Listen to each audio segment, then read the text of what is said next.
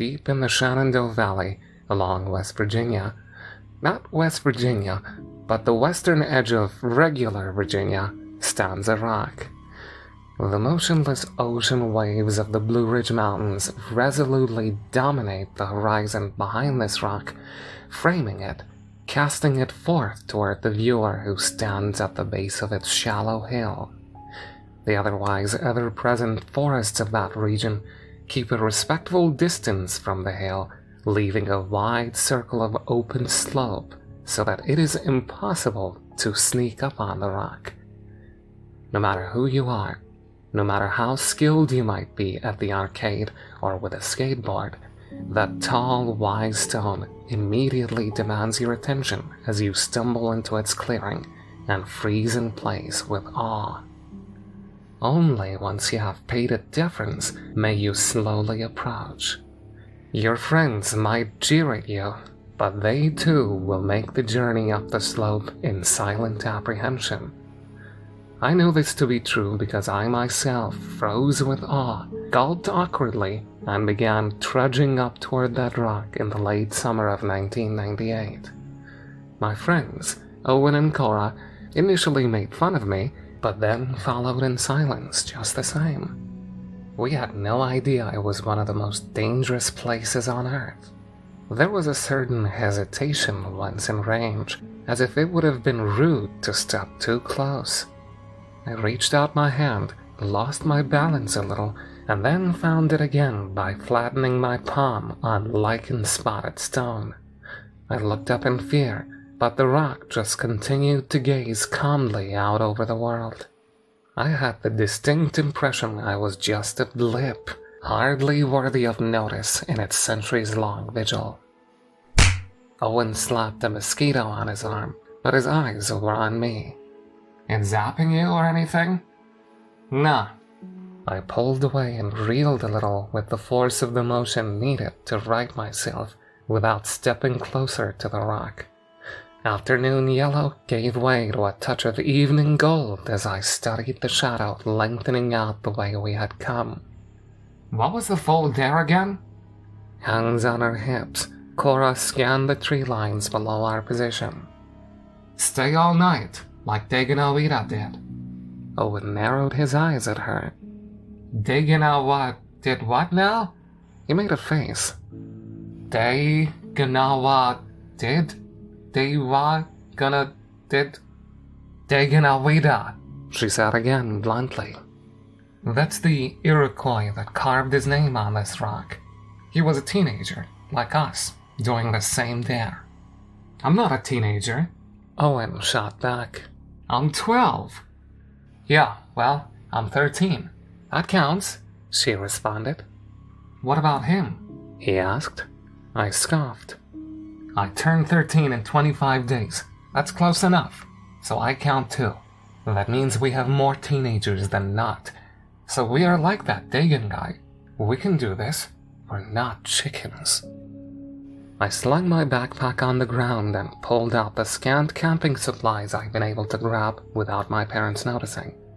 "We are not going into high school known as chickens."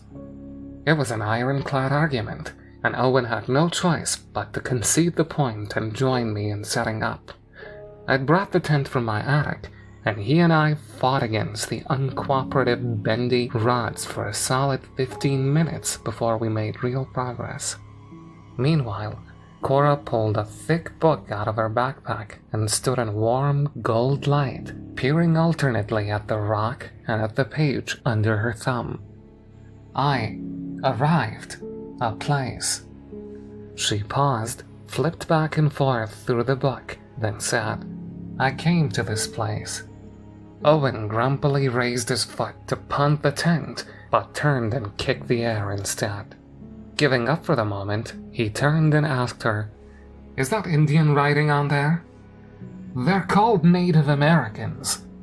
"Well, did they have writing or not?" "Only one tribe did." She began to circle the rock. "Their alphabet was made of the syllables they spoke, but written down. So I have to compare 86 different symbols, one for every syllable." She moved repeatedly to get her own shadow out of the way of the carvings. Owen looked at me, but I just shrugged. She'd found an expert excuse not to help us set up. While the sun fell, we forced the tent into a reasonable approximation of a dome and stomped the pegs down at regular spots around it. As we circled and gave down high neat stomps, our setting of the pegs became an impromptu dance, and Owen fanned his hand over his mouth to make a classic Indian call. We thought we were hilarious, but Cora was not impressed. "Guys, stop messing around. The story on this rock is really weird." Owen went over to look at it, but I hung back as an uncommon chill seemed to settle over the world.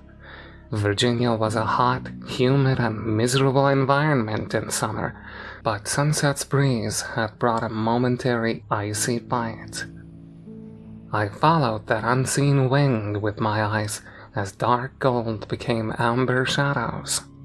Some of the hills along the way we had hiked were still blazing to behold, but our slope was eclipsed by the Blue Ridge Mountains themselves. I glanced back their way just in time to see the crown of the tall, wise rock go dark like an extinguished candle. At that instant, a flash of bright red hit the corner of my left eye. I looked out along the treetops as they swayed in the soft winds of twilight, but there was no sign of red. I chalked it up to a brief reflection of the colors of the sun. What else could it have been? Cora got out a flashlight and held it against her shoulder with her neck as she checked and rechecked the long, engraved scrawl that circled the stone. Owen got his flashlight too and tried to make sense of the carvings. "What's it say?" he asked. "I mean, I hope I'm getting this right, but it's the story of what happened here." She frowned down at her book and used one hand to dig in her pocket and get a pen. As she wrote, she said aloud, "He came to this valley on the tall places of the hot days." Frowning, I suggested, "The heights of summer?" "Probably something like that." She looked up and focused her flashlight on the stone. "And he found a place where the trees hid." Owen angled his flashlight around us in an arc, highlighting the slope and the abrupt tree lines that began at its base. Where a circle of light fell, grayscale dimness became colorized greens and browns. "That's here, isn't it?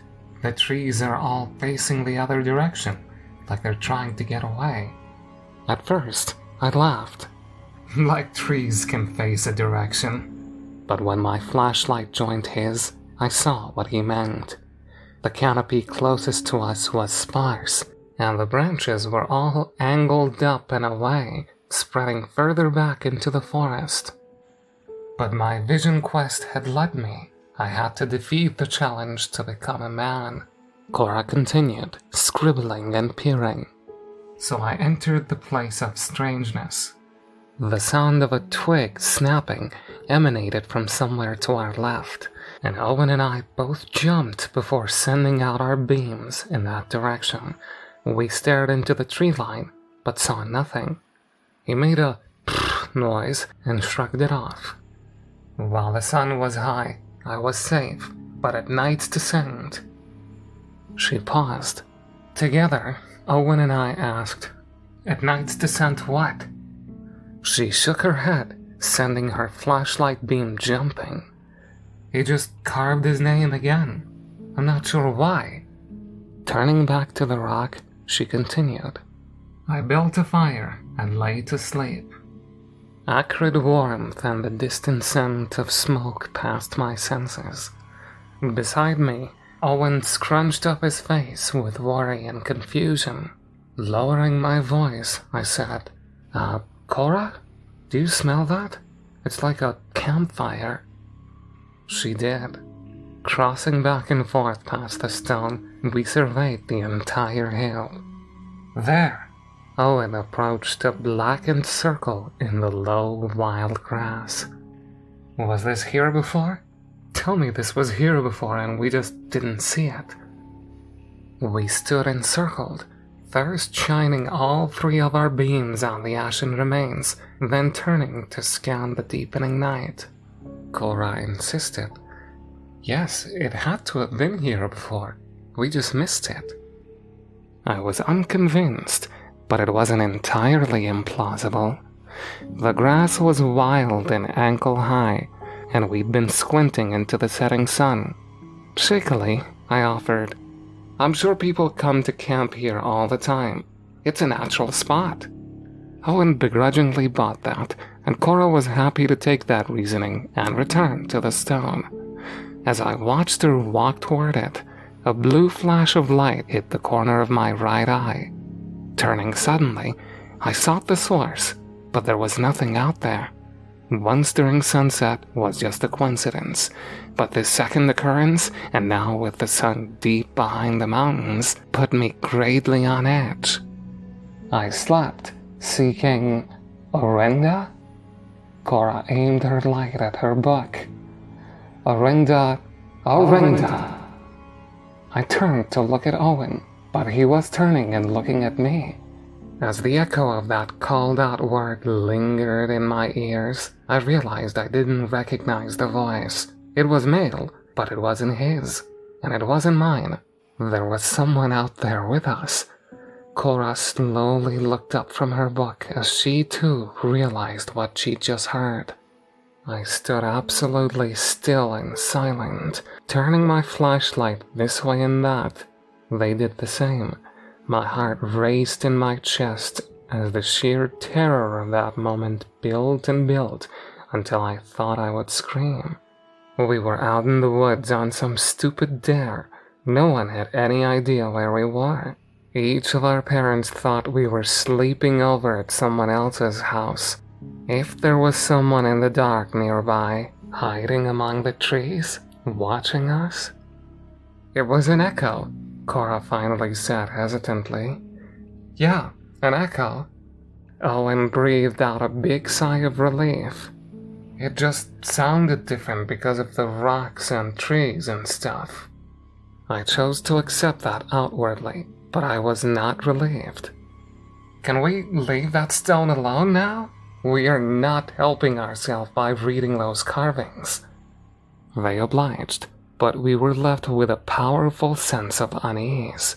We certainly couldn't hike back to civilization at night, so our only choice was to climb into the tent, zip everything up, and hope there wasn't really anyone out there.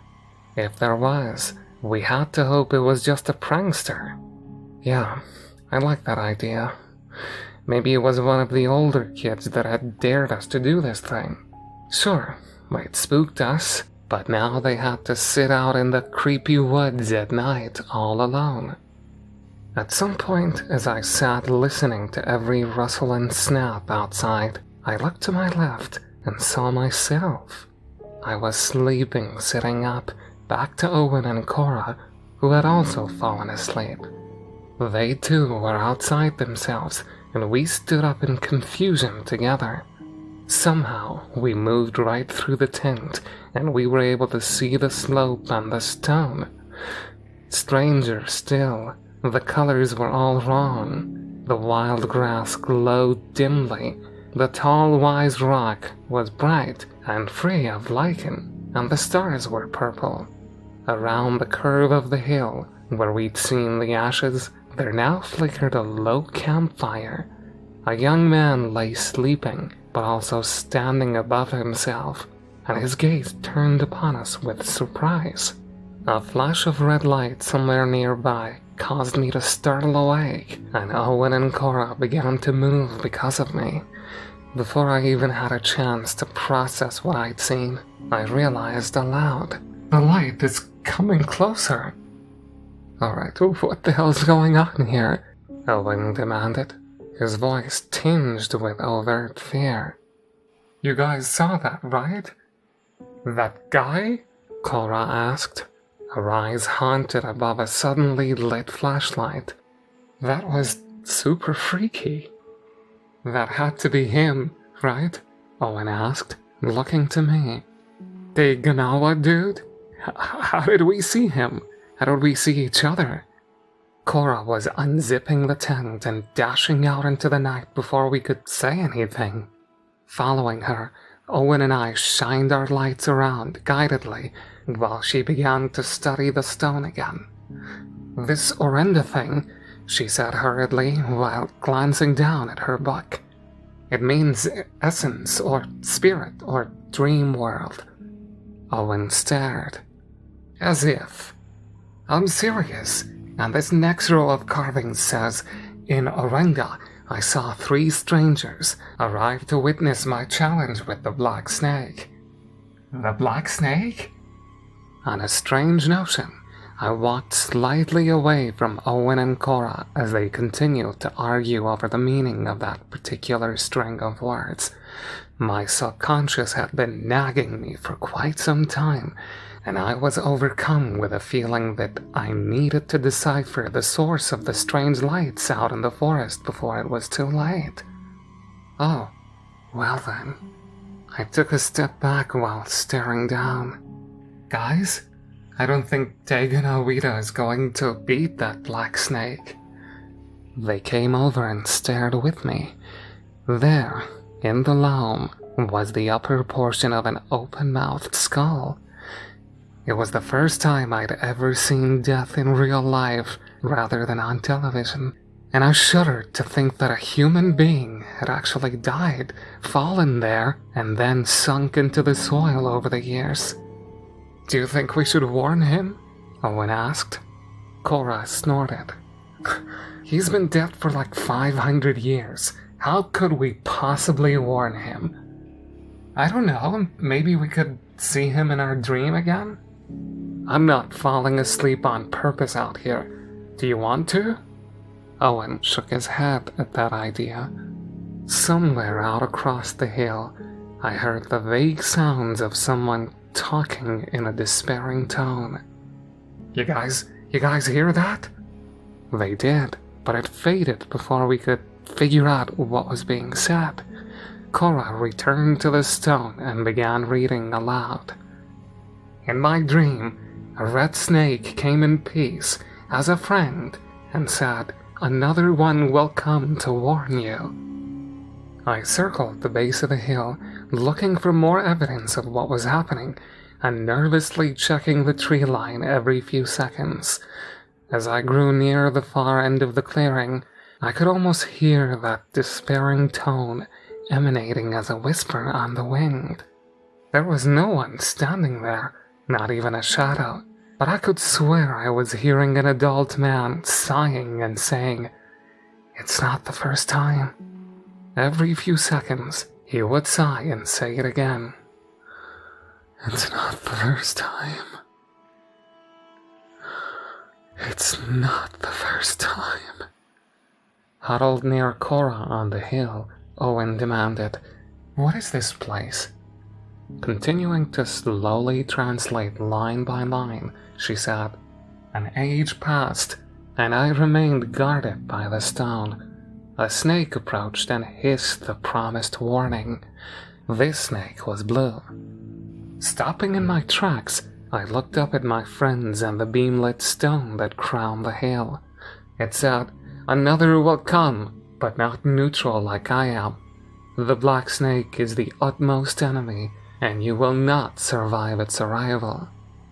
Too many puzzle pieces were floating around my head. We were stuck here because of that #1 rule: never try to hike through the forest at night.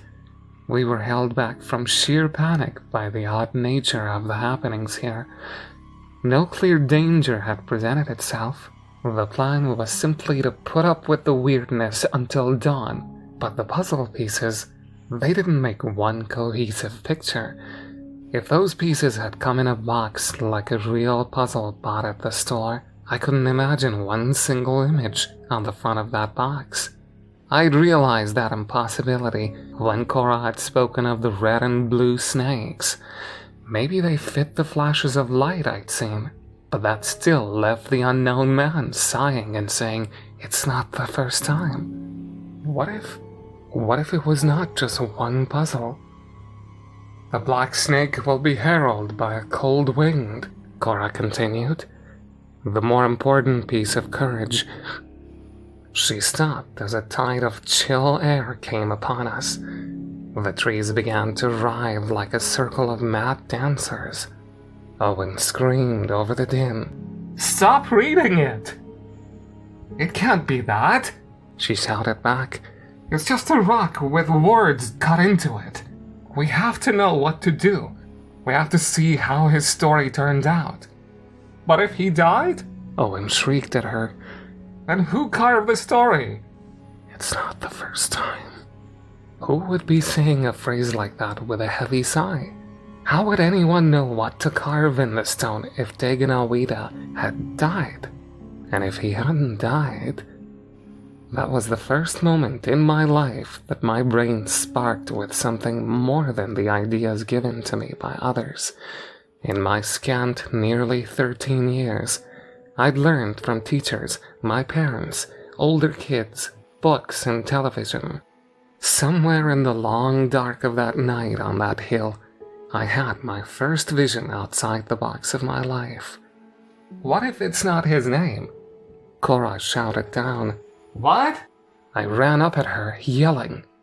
"You said you didn't understand why he wrote his name again, right? What if it's not his name? What does that word actually mean?" Grasping the book tight, she flipped frantically as the wind became forceful and downright freezing. Finding the definition, she looked up at us in terror. "It means 2 rivers flowing together." Of course, that was the key. The name of the place was a literal description of what was horribly wrong with it. I grabbed each of my friends by the wrist and pulled them. "We gotta go." Owen resisted. "We can't hike out there at night. We might get hurt." I pulled myself right up against his face in the gale force winds. "If we stay here, we are going to die." "You don't know that." "Yes, I do!" I screamed in his face. Behind him, I could see that young man from our dreams beginning to appear like a flickering silhouette.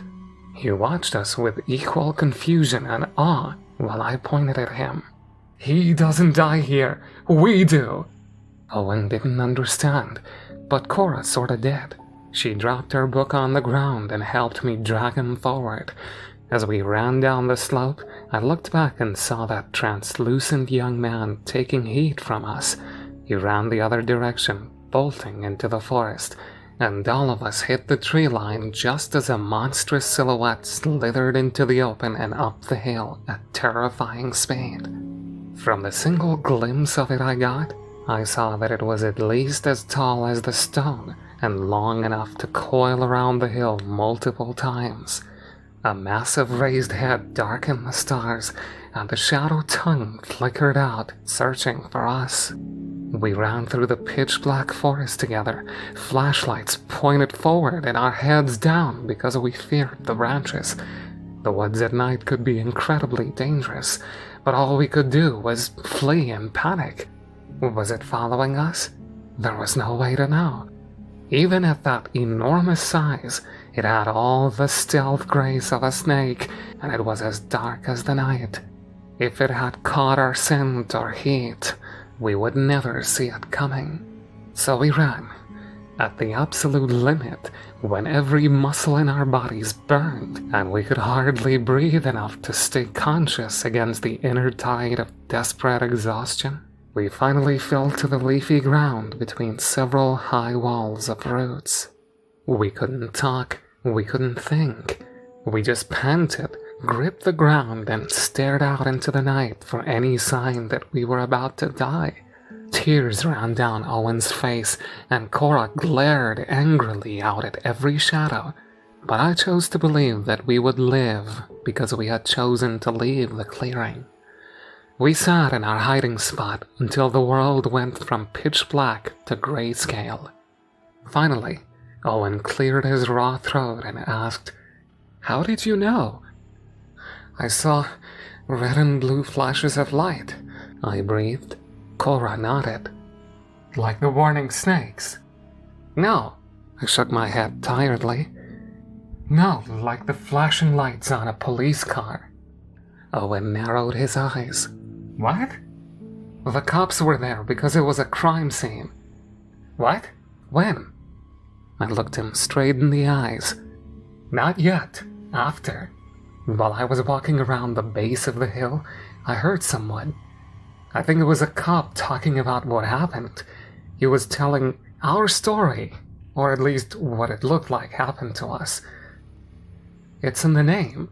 Cora stared down at the leafy ground. Rivers that run together. Somehow, at night, the stories there happen at the same time, like a fragmented dream. Owen stared at us like we were crazy for a moment, but he had no better explanation. So, the skull? I nodded, but that just made me think of my own head, and the bones within it. It came from one of us. We had enough strength to begin the walk home soon after. We wouldn't enter high school known as chickens, so at least we had that. But we never told anyone about what happened that night. Being young, Owen and Cora bounced back pretty quickly and eventually considered the whole thing a game we played to frighten ourselves. Not me though. About 2 years before that night, I'd fallen down the stairs and cracked my brow above my right eye. It had been a long and painful healing process, but I'd gotten through it. That night on the hill, it hadn't registered with me until I got home. That skull in the dirt had a distinct discoloration in the bone above its right eye socket. In a place where stories run together, I saw my own skull. I saw my own personal death lying there quietly in the dirt. A fate which will eventually happen to me later, even if it doesn't come sooner. Thinking about that might drive a man mad. For a time, I thought it would be impossible to live my life having stared death in the face like that. Nothing matters in the face of inevitable silence. But just as often, I think about the last phrase Cora had begun to translate, the one containing the wisdom that Daganawita's vision quest had taught him, the more important piece of courage, or rather the better part of valor, is discretion. Instead of ignoring the warnings and staying to fight because he thought it would make him a man, he took our example and chose a smarter path. Apparently, according to the history books, he went on after that to become a great peacemaker.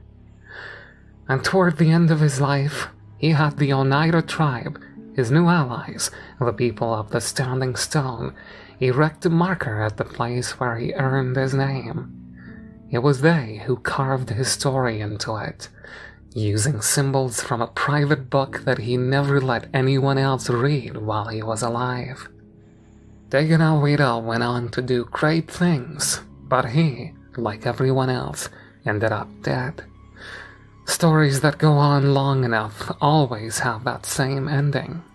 So instead of obsessing over my own mortality day in and day out, I choose to run away. I know my fate, and all our fates. I know I'm going to die someday and wind up lying in the dirt, eaten by worms. But it doesn't bother me, because I just don't think about it. You should try it. I guarantee somewhere out there, in some place or time, someone is telling your story too. It's happening right now, at this very moment.